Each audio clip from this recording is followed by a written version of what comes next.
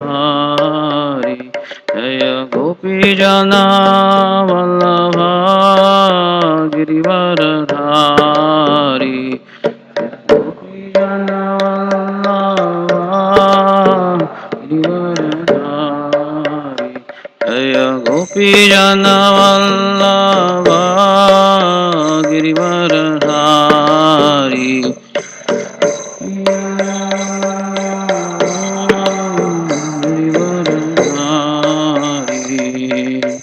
Yashodanandana Vrajajana Ranjana Yashodanandana Vrajajana Ranjana Yashodanandana Vrajajana Ranjana Yashodanandana Vrajajana Ranjana Yamuna Tira Vanachari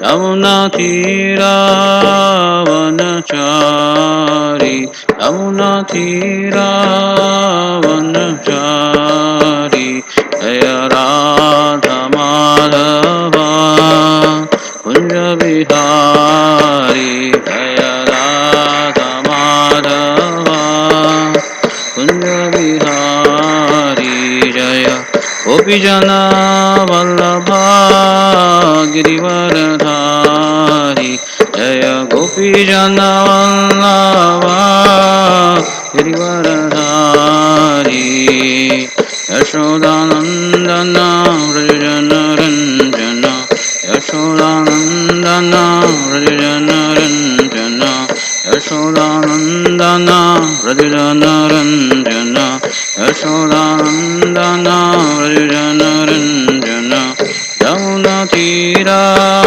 Vanachari Yamuna Tira Vanachari Hare Krishna Krishna Krishna Hare Hare Hare Rama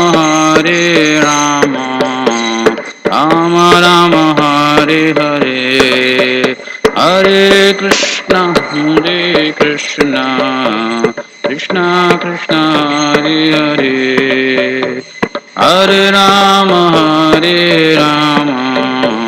Rama Rama Hare Hare Hare Krishna Krishna Krishna Hare Hare Hare Rama Rama Rama Hare Hare Hare Krishna Krishna Krishna Hare Hare Hare Rama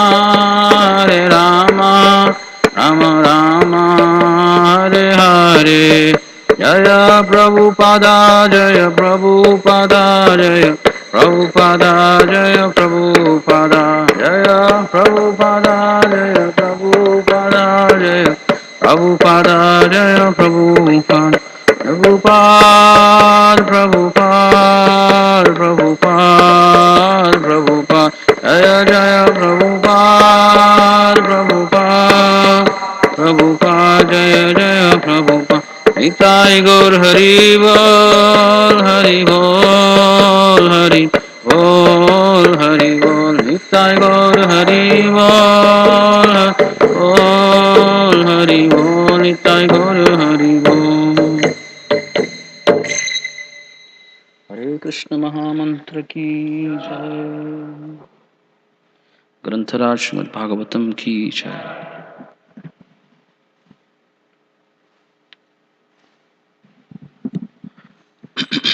हरे कृष्ण। ओम नमो भगवते वासुदेवाय ओम नमो भगवते वासुदेवाय ओम नमो भगवते वासुदेवाय ओम नमो भगवते वासुदेवाय ओम नमो भगवते वासुदेवाय ओम नमो भगवते वासुदेवाय नारायणं नमस्कृत्यं नरं चैव नरोत्तमं देवीं सरस्वतीं व्यासं ततो जयमुदीरयेत्। नष्टप्रायेषु अभद्रेषु नित्यं भागवत सेवया Bhagwati उत्तमश्लोके भक्तिर्भवति नैष्टिकी. We are continuing to read from Srimad Bhagavatam, 6th canto, 9th chapter, verses 4, 5, 6 and 7 perhaps. Many don't have a purport. We'll read from verse 4.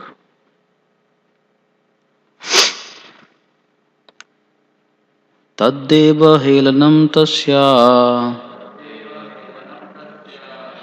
धर्मालिकं सुरेश्वरः आलक्ष्यथरसभीतस्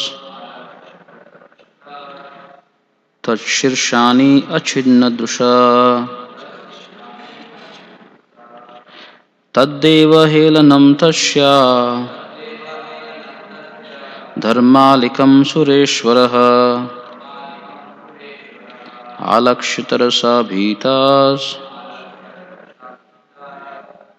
तच्छीर्षाणि अच्छिन्नदृशा. तद्देव हेलनं तस्या धर्मालिकं सुरेश्वरः आलक्ष्यतरसाभीतस् तच्छीर्षाणि अच्छिन्नदृशा.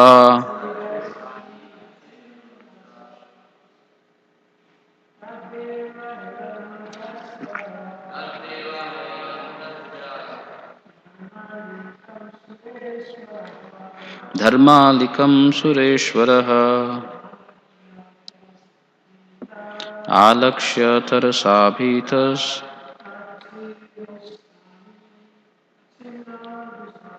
तच्छीर्षाणि अच्छिन्नदृशा. तद्देव हेलनं तस्य धर्मालिकं सुरेश्वरः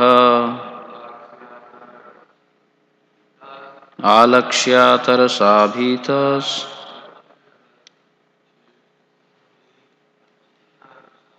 तच्छीर्षाणि अच्छिन्नदृशा. तद्देव हेलनं तस्य धर्मालिकं सुरेश्वरः आलक्ष्यतरसाभीतस् तच्छीर्षाणि अच्छिन्नदृशा. तद्देव हेलनं तस्य धर्मालिकं सुरेश्वरः आलक्ष्यतरसाभीतस् तच्छीर्षाणि अच्छिन्नदृशा. That Devahelanam, offense to the demigods. Thasya, of him, Vishwarupa. Dharma alikam, cheating in religious principles. Pretending to be the priest of the demigods,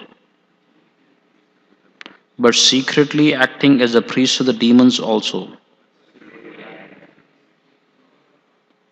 Sura Ishwaraha, the king of the demigods. Alaksha, observing. Tharasa, quickly. Bhitas, bhitaha, being afraid that the demons would gain strength by being blessed by Vishwarup. Tat, his, Vishwarupas. Sirsham, heads. Achinnat, cut off.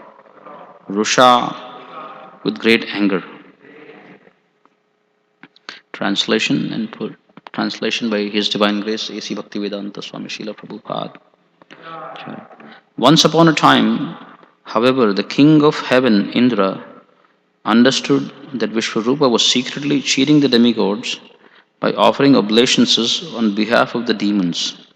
He became extremely afraid of being defeated by the demons, and in great anger at Vishwarup, he cut off Vishwarupa's 3 heads from his shoulders.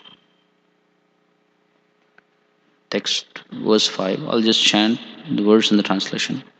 Somapitam tu yattasya sira ashit kapinjalah kalavinka shurapitham anadam yat satirihi. Thereafter, the head meant for drinking somarasa was transformed into a kapinjala, Franklin partridge. Similarly, the head meant for drinking wine was transformed into a kalavinka, sparrow, and the head meant for eating food became a tithiri, common partridge. Text 6. Brahmahatyam Anjalina Jagrahayad Apishwaraha Samvatsarante Tad Agham Bhutanam Sa Vishuddhaye Bhumi Ambudhruma Yoshidbhyas Chaturdha Vyabhajat Dharihi. Although Indra was so powerful that he could neutralize the sinful reactions for killing a Brahmana, he repentantly accepted the burden of these reactions with folded hands. He suffered for 1 year, and then, to purify himself, he distributed the reactions for this sinful killing among the earth, water, trees, and women. Text 7. Bhumisturiam jagraha khata puravarena vai irinam brahma hatyaya rupam bhumau pradishyate. In return for King Indra's benediction that ditches in the earth would be filled automatically, the land accepted 1/4 the sinful reactions for killing a Brahmana. Because of those sinful reactions, we find many deserts on the surface of the earth. Purport by Srila Prabhupada. Because deserts are manifestations of the earth's diseased condition, no auspicious ritualistic ceremony can be performed in a desert. Persons destined to live in deserts are understood to be sharing the reactions for the sin of Brahmahatya, the killing of a Brahmana. Om Ajnana Timirandhasya Jnananjana Shalakaya Chakshurunmilitam Yena Tasmai Shri Gurave Namaha Shri Chaitanya Manobhishtam Stapitam Yena Bhutale Swayam Rupa Kadamayam Dadati Sapadantikam Vandeham Shri Guru Shri Utapada Kamalam Shri Gurum Vaishnavamsya Shri Rupam Sagrajatam Sahagana Raghunathanvitam Tam Sajivam Sadvaitam Sabadhutam Parijana Sahitam Krishna Chaitanya Devam Shri Radha Krishna Padan Sahagan Lalita Shri Vishakhanvitam Sha He Krishna Karuna Sindho Dinabandho Jagatpate Gopesha Gopika Kanta Radha Kanta Namastute Tapta Kanchana Gaurangi Radhe Vrindavaneshwari Vrishabhanu Sute Devi Pranamami Hari Priye Vancha Kalpatarubhyascha Kripa Sindhubhya Evacha Patitanam Pavanebhyo Vaishnavebhyo Namo Namaha Shri Krishna Chaitanya Prabhu Nityananda Shri Advaita Gadadhar Shri Vasadi Gaura Bhakta Vrinda Hare Krishna Krishna Krishna Hare Hare Hare Rama Rama Hare Hare Mukham karoti vashalam pangum langhayate girim Yatkipatamaham vande Shri Gurum Dinataranam. Hare Krishna. So it's a great honor to speak in front of Kishore Kishori and Srila Prabhupada and all of you on the eve of Balaram Jayanti. So the subject matter we're discussing is the 6th canto, 9th chapter, text 4 through 7. So, what's been happening so far? Just a quick review. Earlier, way back in an earlier chapter, in chapter 7, or even earlier, the progeny of Prajapati Daksha was described. And towards the end of that chapter, Shukadeva Goswami describes that at a certain time, Indra, being bereft of his spiritual master Brihaspati, having committed an offense, he will take shelter of Vishwarup, a priest. And in the previous chapter, so then Sukadeva Goswami asks, "Oh, wait a minute, can you explain? So this is his inquisitiveness, Parikshit Maharaj. He asks, can you explain how Indra, how he became bereft of his spiritual master, and what were the circumstances in which he accepted Vishwarup, and so on and so forth." And in the previous chapter, we heard how Indra, he offended his spiritual master, and then he lost everything. And then he approached Lord Brahma. Lord Brahma advised him to accept Vishwarup, and then he accepts Vishwarup. And then while he advises him to accept Vishwarup, he also tells him that Vishwarup will fulfill your desires to regain your kingdom. But if you can tolerate his affinity for the demons. So he warns him to be vigilant about that. And Indra, following the order of Brahma, he accepts Vishwarup. And in the last chapter, in the chapter before, we saw how he approaches Vishwarup. Then he puts forward, his desire, Vishwarup. He agrees to be his Purohit or his priest. And then he gives him the Narayana Kavacha shield. Yeah. So all that we have discussed last time. And then now, Vishwarup, he's performing oblations, he's performing a yajna for Indra. But as he's performing the yajna for the Indras, so here, as is being described here,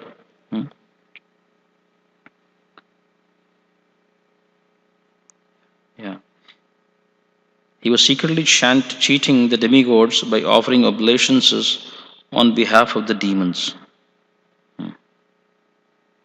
Yeah.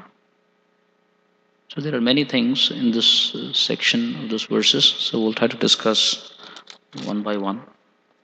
First is, let us speak about Indra. Indra, firstly, you have to understand, he is a demigod, he is the king of the demigods. He is not a pure devotee.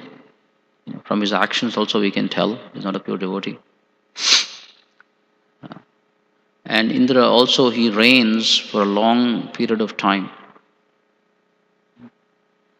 So when we hear Indra's mistakes, no, this is not the first time that he has done something which is not, Vaishnava-like. So this happens to him time and time again. But we also have to understand that he lives for a long period of time. So his forgetfulness of Krishna, it happens, but it's not that it happens sort of every day. These are still rare events for Indra, for the amount of time he lives. So firstly, we should not commit any offense or like that, thinking, that Indra is also like, one of us, like that. He lives, his service extends for a long period of time. And of course, his service is such that he's in contact, with great opulences. And great opulences makes one forget Krishna. We've been hearing about the Damodar Leela, and our Acharya's comment that um, one can become proud because of various possessions. One can be proud of one's knowledge, one can be proud of one's beauty, one can be proud of one's wealth. Uh, and our acharyas explain that the pride that one accrues from being opulent, wealthy, it's the most dangerous one. So Indra is the king of the heavens, is the king of the demigods. So he's very vulnerable to this. So we should not, firstly, we should not. However, he's still a Vaishnava, and as we can see, even now he will approach Lord Vishnu when he's in trouble. He'll approach Lord Vishnu. Yeah. So that's one important thing I wanted to mention.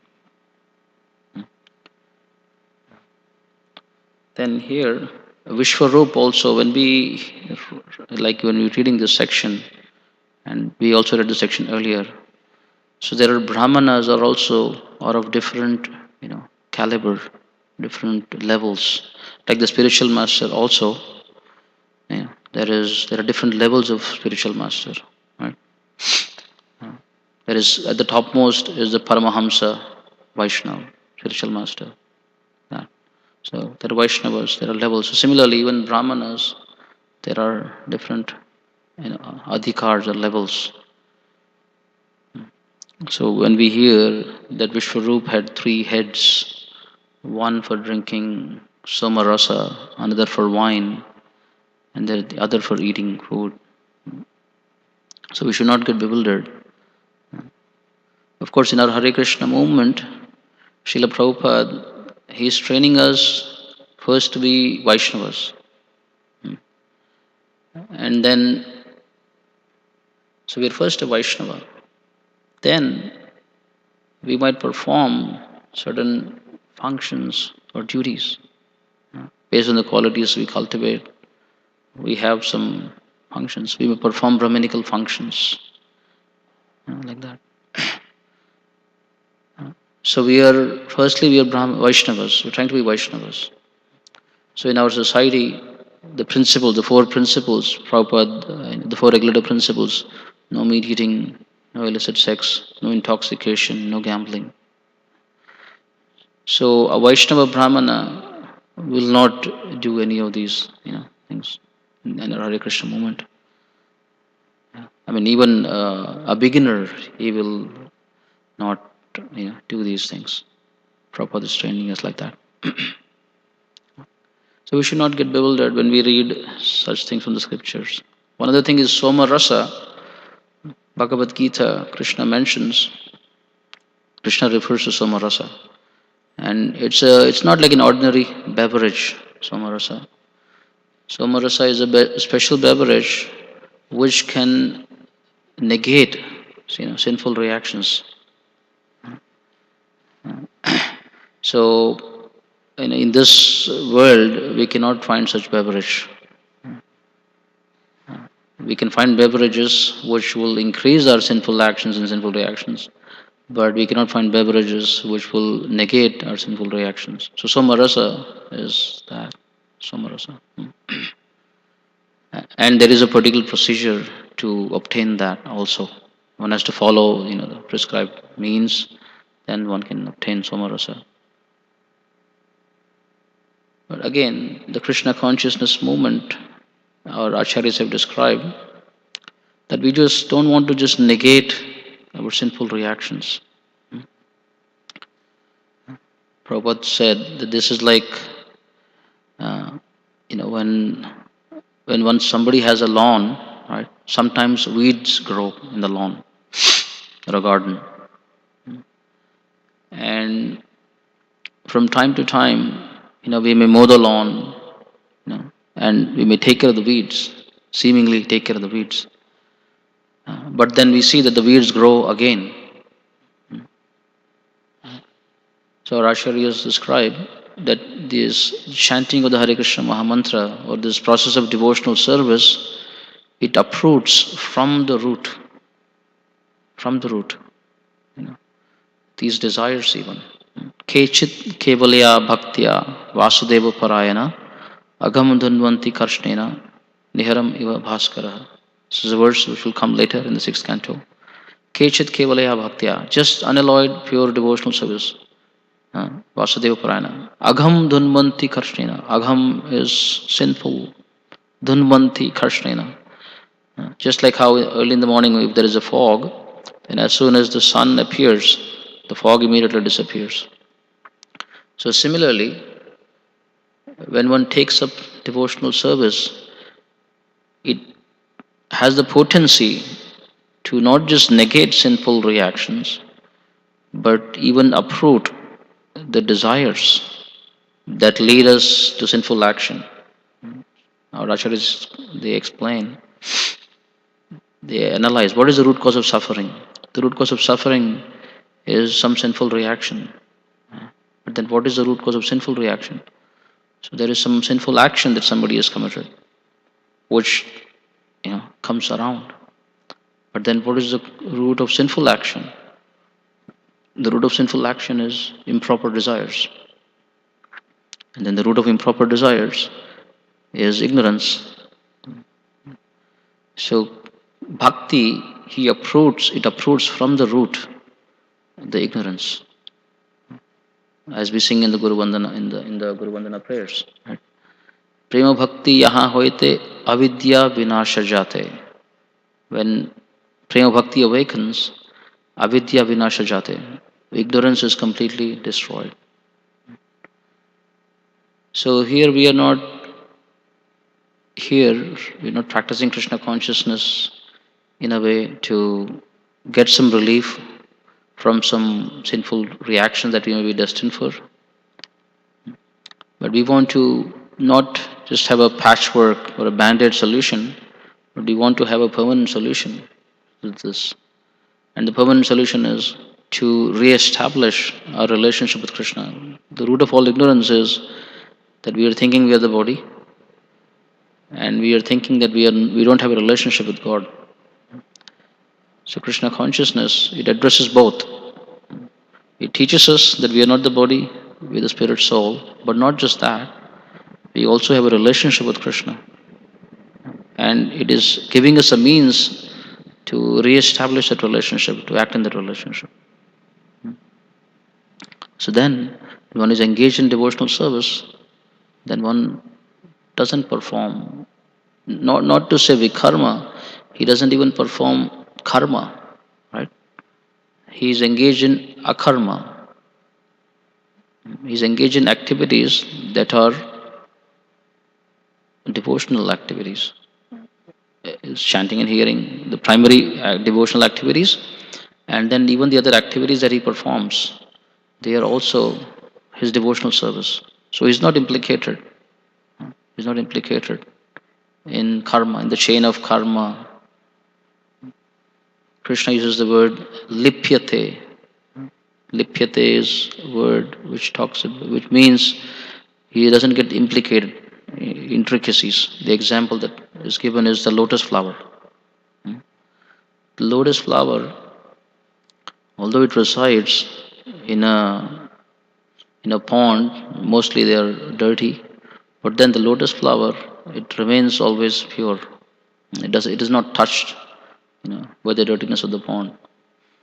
Or even if one pours water on the lotus flower, lotus leaf, you can see that actually nothing sticks on that. Every drop of the water will fall off. So similarly, the Vaishnava devotee, he is acting in this world. He is involving himself with things of this world, but then he is not touched by them. But who can say? So besides Vaishnavas, everybody is in the cycle of karma. Like here, like Lord Indra, he is the king of the demigods. And even he is not exempt.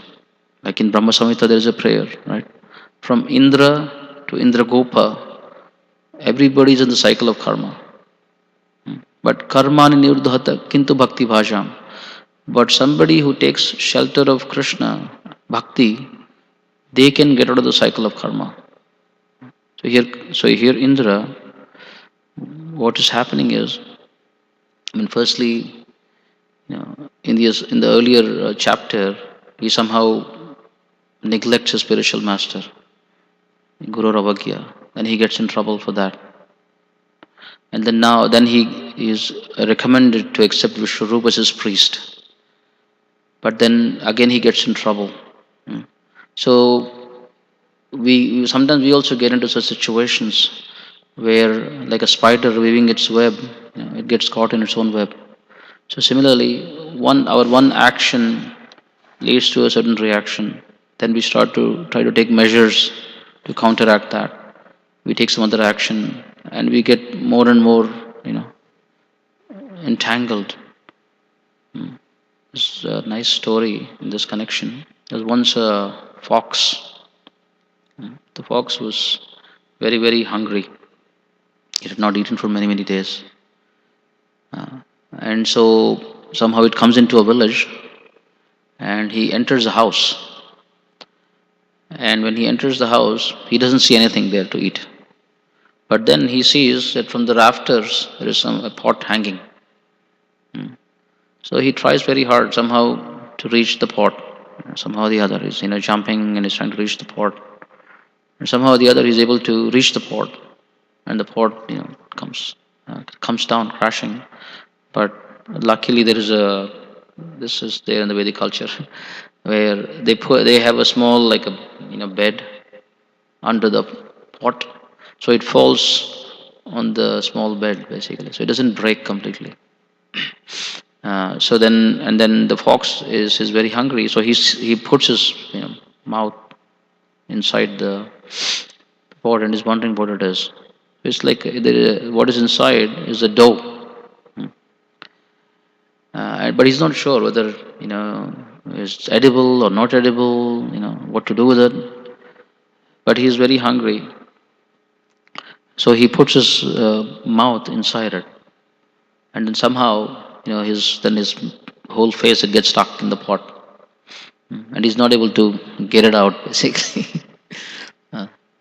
And then so he's struggling with the pot, and for the fox, the dough smell is not so exciting basically. So he's in trouble in many, many ways, so to speak. He's stuck, and then it's also not smelling so great. So he's running around the house and trying to remove, somehow get out of this. So he somehow manages to break the pot. But then what happens is a big lump of dough is still sort of stuck to his face. And then he's wondering what to do now. And then so he starts using his one paw, and he starts to try to take it off with his paw. And then now the dough is on his paw. And now then he starts using his other hand basically. And then he tries to take the dough out. But more and more, it so happens that he becomes completely almost immobilized, because he's stuck. His legs and hands and everything like that. So sometimes this is what happens with us as well. We get in some situation, we are trying to find a solution, we make a plan, and then we further complicate the matter. So here, in this scene, we can see, in this pastime, we can see that Indra, which happens to us as well, he's getting entangled in further and further complicated matters. Firstly, it was just one can say a mental offense to his spiritual master. But here, so now we're coming to the verse. Here, once upon a time, however, the king of heaven, Indra, understood that Vishwarup was secretly cheating the demigods by offering obeisances on behalf of the demons. He became extremely afraid of being defeated by the demons, and in great anger at Vishwarup, he cut Vishwarup's 3 heads from his shoulders. So now he's got himself implicated in Brahma Hatya, killing a Brahmana, so which is a great offense. Like when we chant, when we circumambulate Tulasi in the morning, what do you say? Yani kani cha papani Brahma hatyadikani cha. So Tulasi Maharani, she has the potency that even if somehow one has engaged in Brahma Hatya, by circumambulating her, one can get relief from that. One can get free from that reactions. So it's a very great offense, and we also understand how much dear, the Brahmanas, Go Brahmana Hitayasha, they are to Govinda, Krishna. So Krishna doesn't take it very, lightly. It's a great offense. So Indra implicates himself in this, great offense. But again, what has happened here? Let's try to analyze here. So there are two things. One is Vishwarup, as we understand, he comes from a mother. So there is Daityas, there is Aditi and Diti. So Vishwarup comes in the line of Daityas, and the demigods, they come from the line of Aditi. So they are two sisters actually. But then here Vishwarup, he has affection, for his clan as well, for his dynasty, members of his dynasty. So Prabhupada explains this as Swajana. There is one word called Swajana. Swajana means one's own men, one's kith and kin. So one has affection for kith and kin. So this affection, Prabhupada calls it, Queen Kunti Maharani also calls it in 8th chapter. She calls it, skin disease. Prabhupada calls it skin disease. She's praying to Krishna that I have affection for both Vrishnis and Yadus. And she's saying some of my affection for them is based on the bodily platform. Oh, Krishna, only you can remove, this affection based on the bodily conception of life. I don't want to lose the affection that I have for, Vrishnis and Yadus. After all, they're all part and parcels of you. So we want to have affection for all living entities. But how can we have affection that is not based on the bodily conception? It's alien to us. Typically, it's me and mine, my family, my nation, my state, my city. So it requires the intervention of a pure devotee to cut the knot of this material affection one has. But so it's not that we don't these are symptoms of life. Prabhupada writes in his purpose in the same chapter. Affection, service, these are all symptoms of life. It's not that we want to get rid of them, but how to properly see that in connection with Krishna. That makes all the difference. So here Vishwarup, he has affection for his clan, and so he wants to take care of them as well. And Indra, he, as we can see, he becomes fearful and then he becomes angry. What is the cause of fear? There are many causes of fear. But in Bhagavad Gita, we can, if we refer to chapter 2, Krishna mentions, while contemplating on the objects of the senses, right? Attachment developed to that. Then from attachment, and if that attachment is there, so there is fear. We are fearful whether that attachment, the desire that we have, it will be fulfilled or it will not be fulfilled. So here Indra, like one of us, he wants to maintain his position as the king of the heavenly realm. And every time This happens quite a bit. Every time somebody is performing, this is there in Ramayana also. One sage in the forest is performing, intense austerities, and Indra he becomes concerned. Oh, maybe he wants to take over my kingdom. So he's always, in anxiety of losing what he has. Yeah. So he has a desire. So then there is fear whether the desire will be fulfilled or not. Or if one has something, then there is the fear of it being taken away.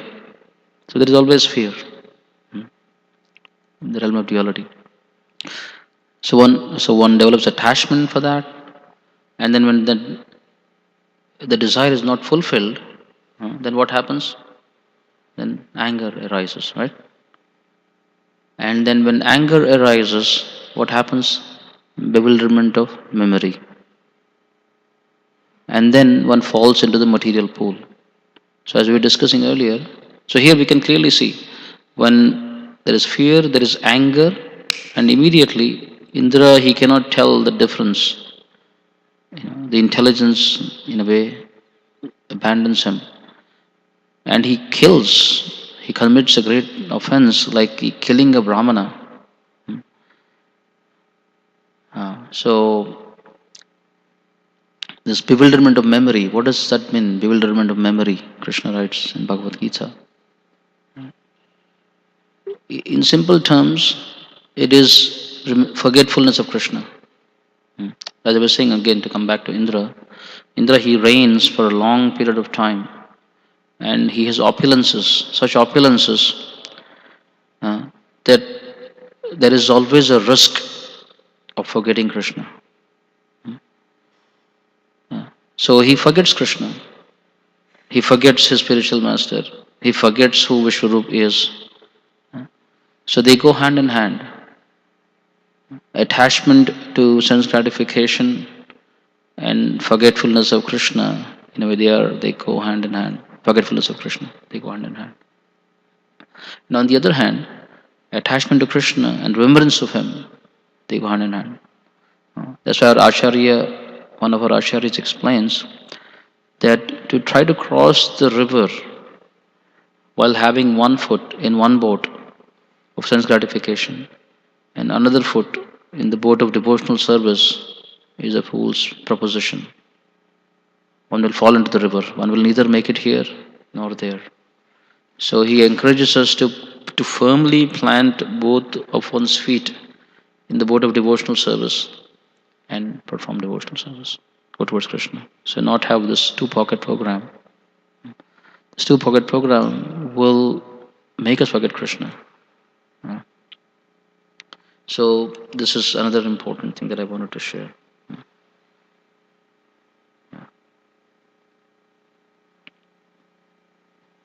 Now, continuing to read along. Thereafter, the head meant for drinking somarasa was transformed into a kapinjala. Similarly, the head meant for drinking wine was transformed into a kalavinka, and the head meant for eating food became a tithiri. Now, next one. Although Indra was so powerful that he could neutralize the sinful reactions for killing a brahmana, he repentantly accepted the burden of these reactions with folded hands. He suffered for 1 year, and then to purify himself, he distributed the reactions for this sinful killing among the earth, water, trees, and women. So Indra was very powerful. He could negate, he could counteract. For example, in an earlier pastime, when Indra he somehow became very he was attracted to Gautama Rishi's wife Ahilya,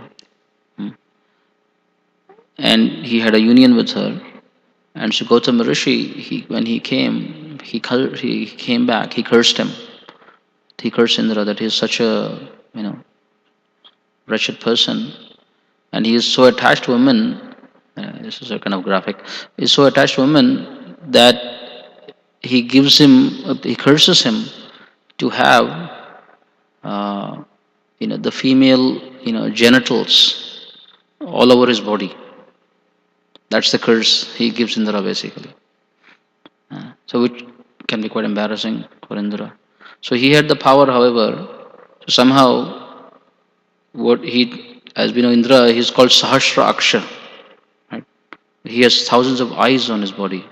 So he somehow he transformed those woman's private part genitals that were all over his body into eyes. Anyway, so the point I'm making here is so he has the some capacity to do things like this. So he could have done something. He would have counteracted the reaction, but he didn't. He accepted.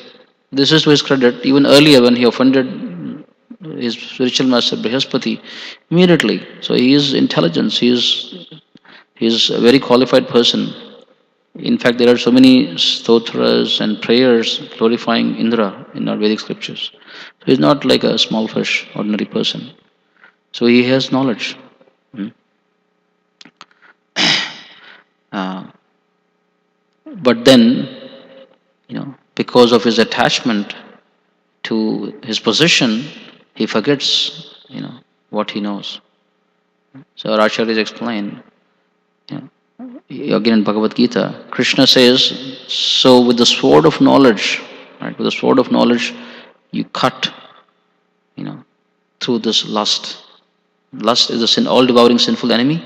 And Krishna says, so with the sword of knowledge, you cut this from the very beginning. But then we may have a very powerful thing, right, the sword of knowledge, but we need strength to carry the sword. So Krishna explains, our acharyas explain, so then one needs Balaram. So tomorrow is his appearance day. So we can pray to him so that he can give us spiritual strength, Bala. So the spiritual strength to act on the transcendental knowledge that we have received. Otherwise, it has no meaning. So we pray to Lord Balaram that, my dear Balaram, please help me to follow the instructions of the scriptures of the Guru. So then we can remain protected. Uh,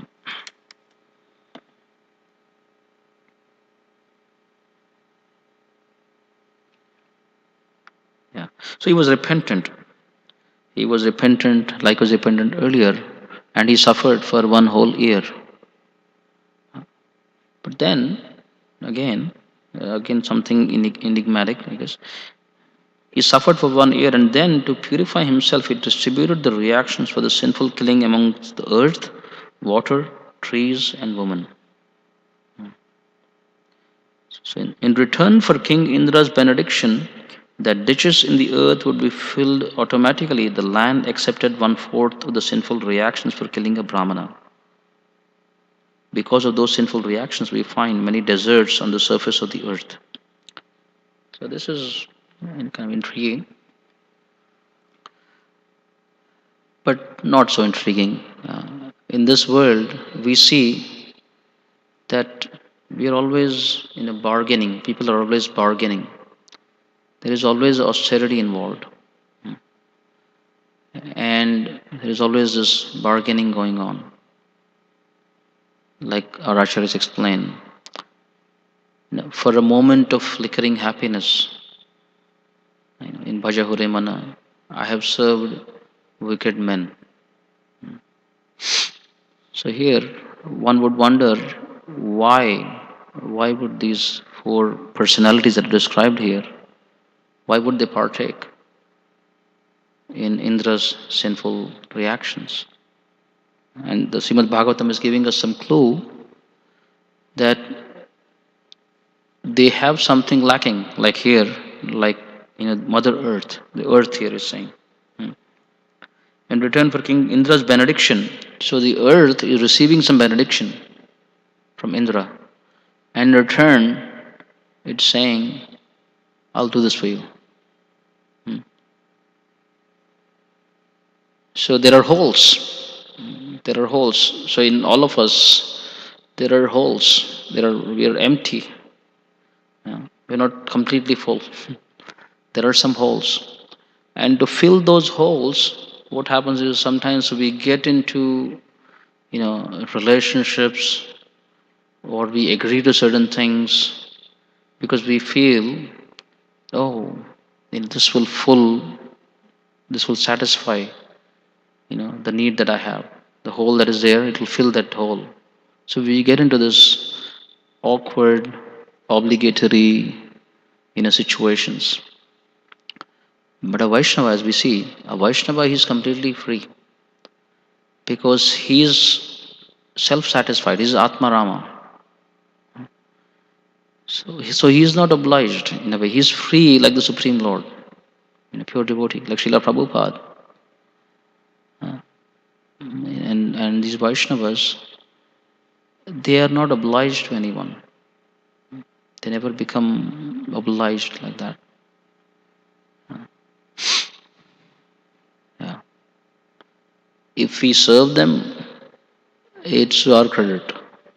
It's our blessing. The Vaishnavas, their life, their service to Krishna goes on. So Vaishnava is full. So he doesn't get into such situations where he feels obliged. But us living entities, who are not, we're looking for happiness anywhere we can find it, we get into such situations where we are ready to bargain. We cut a deal, which further implicates us, it further gets us in trouble. So here, the earth, what it is asking for, that if there is a hole, we see that the tendency, the earth, it happens. If there is a hole, then it usually gets filled up, either by water or some other earth, like that. Basically, you don't see like craters, and it is considered, from the perspective of the earth, if one has holes in one's body, it doesn't look so appealing. She's asking that for a benediction, that whenever there is a hole, it be filled up immediately. That's what she's asking for. And Indra says, sure. And then in return, she agrees to take 1/4 of the reactions. Yeah. So that's kind of intriguing. And I was wondering that. But that's what we do all the time.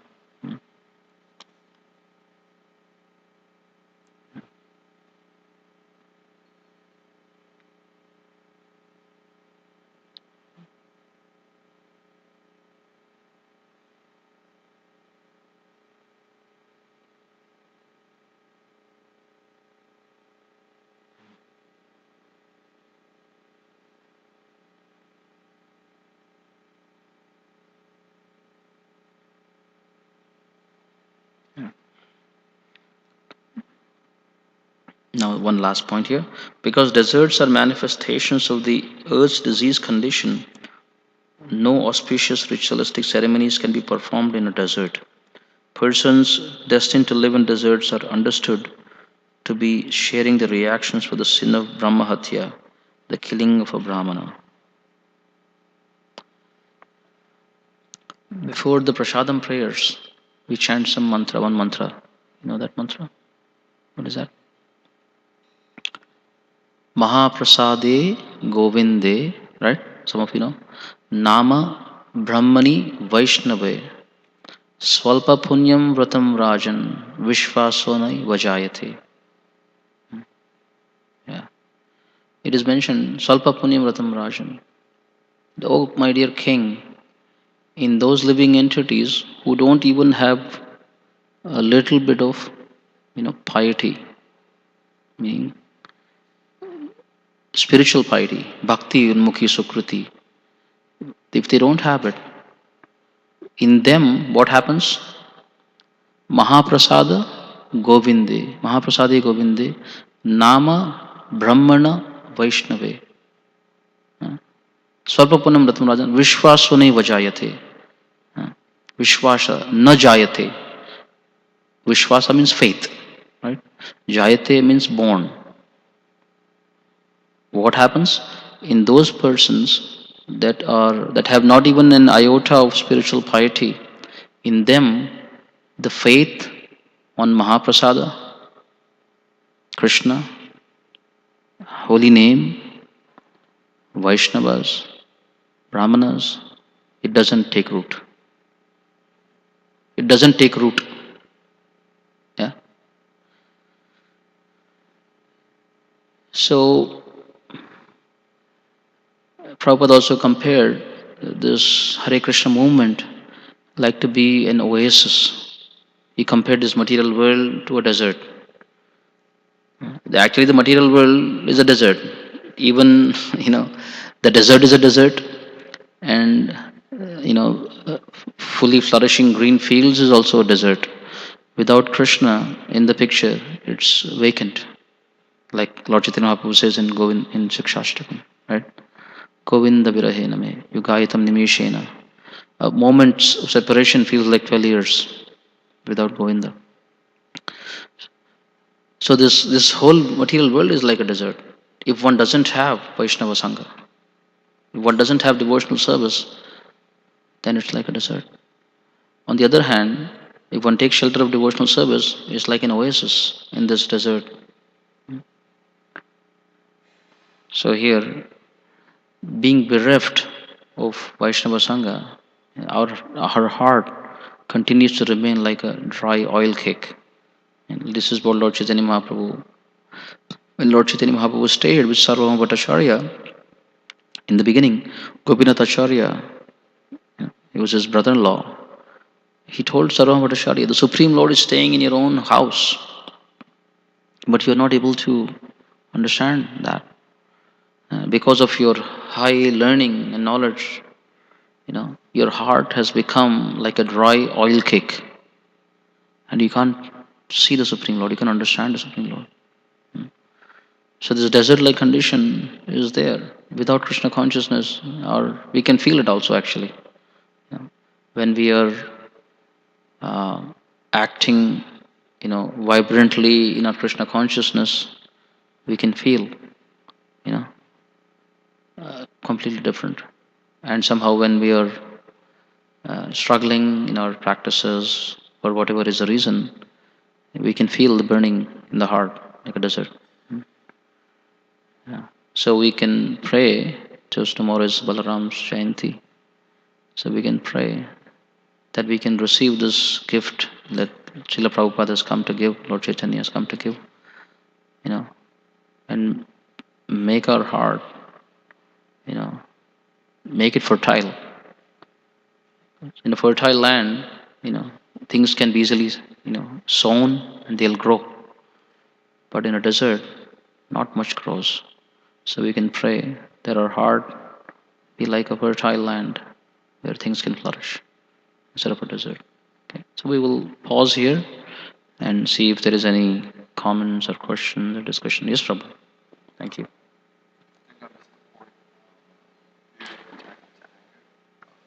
Say that again. How fear can turn into anger. I was wondering if you can expand on that. Well, it's not that they turn into anger, but Srimad Bhagavad Gita mentions from attachment, right? Unfulfilled attachment leads to anger. But we can see how fear turns into anger. In some instances, what happens is, why does somebody raise their voice? Do you have any idea? Why does somebody raise their voice in material situations? Why do they raise their voice? To get their attention? Huh? To get their attention? Yeah, to get the attention, but actually it is the opposite. They are raising their voice because they are feeling that they are losing power. They are feeling weaker. So to feel, more powerful, or more powerful than they actually are, they raise their voice, so they become angry. I mean, we see it quite often with children and parents, uh, with children and parents, or like a superior, and somebody who's they're looking up to. So actually, they're seeing that their child is somehow bigger than them, but then they have a bigger body, so they try to raise their voice and try to assert their superiority over them. So there is fear of losing control, and so to counteract it, they will become angry. That's one. There are many other examples can be given. Anyway, you're saying something. So can you say that's how passion turns into ignorance? Say that again. Is fear in the mode of passion? Yeah, yeah, yeah, yeah. Fear and anger, they go hand in hand. Yeah, yeah. And also we were sharing how uh, fear, when we have some desire, right? And we get a sense that it may not be fulfilled, right? So it's quite rare. Then when we have a sense that it is not going to be fulfilled, then typically it's not that we take responsibility. Oh, it's because of me that this is not going to be fulfilled. You follow? So typically, then the next thing is we start looking outwards. Who is the cause of this that is causing my desire to not be fulfilled? So our attention turns outwards, like Indra, for example. When Nanda Maharaj, he wanted to perform the Indra Yajna, and Krishna, he stopped it. He said it's not required. So he held Krishna responsible for his Indra Yajna being stopped. And so his anger, his wrath turned on Krishna. So we see that somebody is checking. So anybody who checks our desire, so to speak, they will be the object of our, anger. Like here, Vishwaroop. Vishwaroop. So Indra, he covets his kingdom, and he feels that Vishwaroop is actually helping the demons to gain his kingdom. So Vishwaroop is an object, you know. So he causes, in a way, Vishwaroop action. It seems that it causes fear for Indra, but the fear is actually already there in his heart. So these things are internally there. These triggers, they are triggers of it, but they are not the actual cause of it. But he holds Vishwarup responsible for the fear that he feels, and then he he kills him.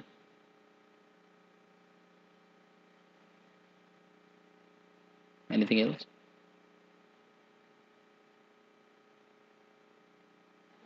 Yeah. About the whole three modes of material nature. Yeah.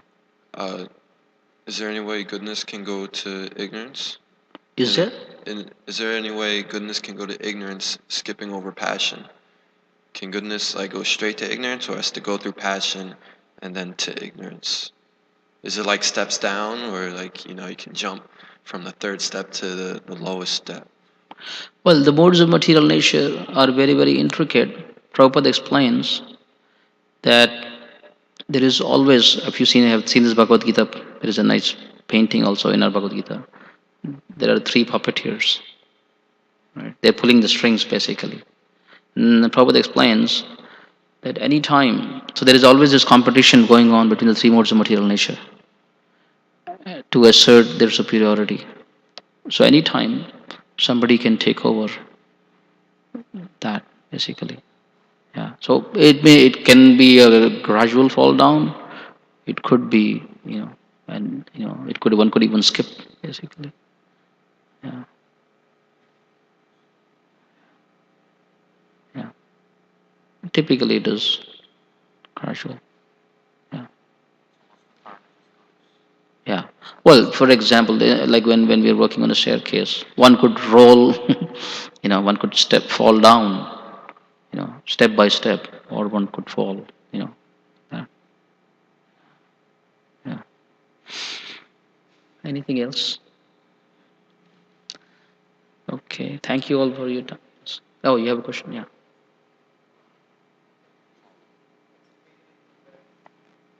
Govinde fully. Mahaprasade Govinde? Yes, like the full meaning of that. Yeah. Mahaprasade Govinde Nama Brahmani Vaishnave Swalpa means Swalpam api asya dharmasya Swalpa punyam vratam rajan Vishwaso nahi vajayate. So this verse is saying that one who doesn't have even swalpa, a little bit of spiritual piety, in them the faith in Mahaprasada, holy name, Govinda, the deity, or Govinda Krishna, Brahmana, Vaishnava, it will not take root. Not take root. So, what does spiritual piety mean? So, there are different kinds of pieties. There is Bhoga Unmukhi Sukruti, as they say. Bhoga Unmukhi Sukruti, Bhukti Unmukhi Sukruti, and Mukti Unmukhi Sukruti, and Bhakti Unmukhi Sukruti. So, Bhoga Unmukhi Sukruti is material piety, is like in the Vedic scriptures that is mentioned. So, of course, Vikarma is out of the question, but one performs pious activities which are there in the Vedic scriptures. Like digging of wells, opening hospitals, so social welfare, so to speak. That according to the theistic conduct, the rules of dharma, then one accrues material piety, and then on the strength of that material piety, one gets an upgrade in the realms, in the material realm. One may ascend to the higher planetary systems, to the heavenly realm. One may live there for a long time, or one may stay in this realm also, but one gets an upgrade in terms of Janma, Aishwarya, Shruta, and Shri. One gets an upgrade. Then there is Mukti, Unmukhi, Sukriti. There are certain, like cultivation of knowledge, Jnana. Then one accrues piety to attain liberation. And there is Bhakti, Unmukhi, Sukriti. Activities which are connected to like to devotional service, Bhakti, that piety. And that is very simple to accrue actually. It's not so complicated. Krishna is very, very merciful. Like Jagannath Rath Yatra. If anybody even just pulls, Rath Yatra cart, he accrues some Bhakti Unmukhi Sukriti. If anybody, we are going on street Sankirtan, Nagar Sankirtan, if somebody just appreciates, or even, in Parihasa, in Helena, he even derisively chants the holy name, he gets some Sukriti. If somebody accepts, somebody offers a rose or a flower or something to Vaishnava, some service to Vaishnava, somebody shows them some direction, you ask, let's say you are, you're lost somewhere in downtown, and you ask somebody for directions. They do some service for a Vaishnava. So that is Bhakti Unmukhi Sukriti. So it is saying, so it's very easy to accrue Bhakti Unmukhi Sukriti. Easy meaning, that's why Vaishnavas, they are circumambulating. They are traveling all around the globe to actually give opportunity to people that they can accrue some Bhakti Unmukhi Sukriti so that their devotional service can begin. There are many stories of Prabhupada. One time Prabhupada was on a morning walk, and he was by an ocean front, and there was this old lady. She came, she looked at Prabhupada and all his disciples, so she was very touched.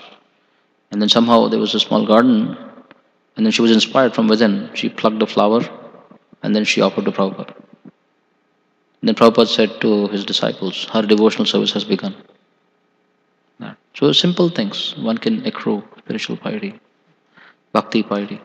So when one accrues in them, the faith, Adav Shraddha, right? Adav Shraddha, Sadhu Sangha, Bhajana Kriya, Anartha Nivriti. So the Shraddha takes root. Otherwise, what is this holy name? What is this, deity form of the Lord? This prasadam. Why do you offer, food? They will, question each and everything actually. They will be faithless. Yeah. Yes, Prabhu.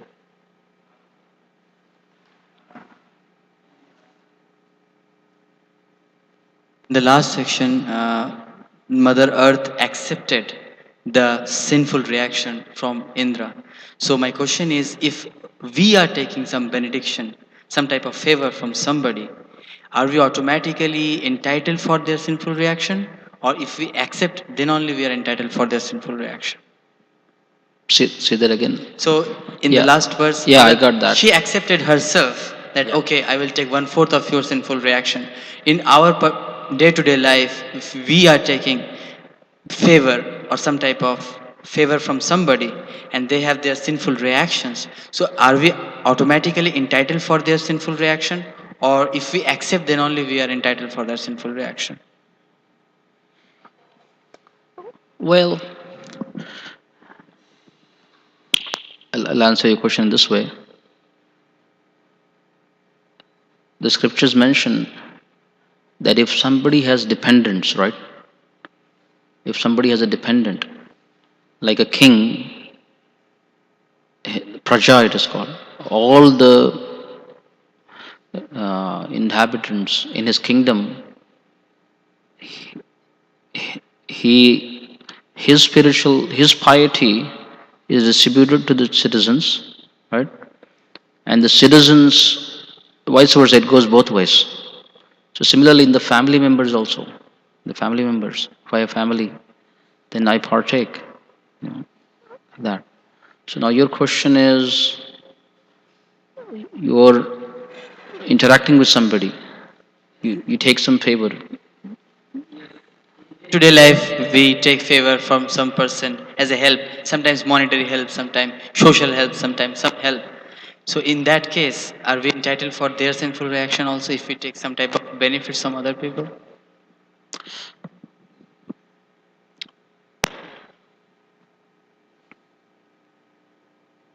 Uh, I'll tell you a Prabhupada story.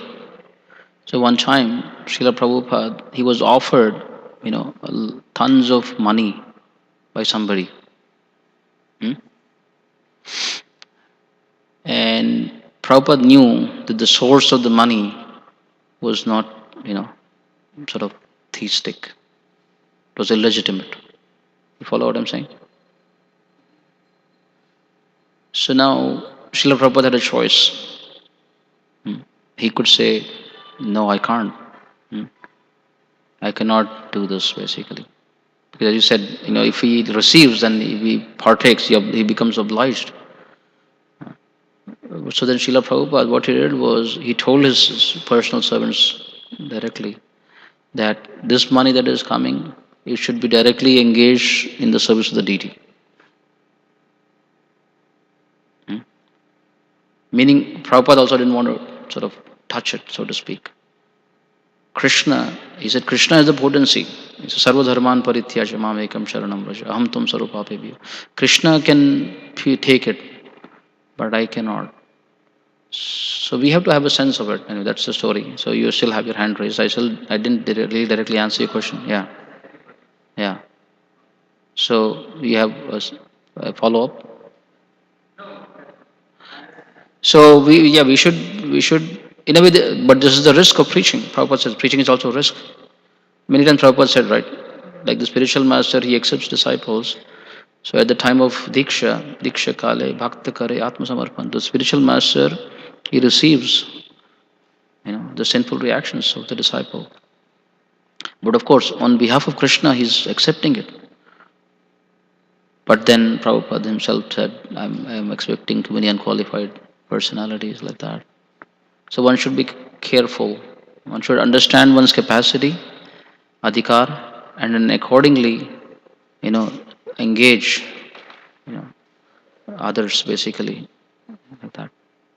Okay. Thank you very much. Hare Krishna.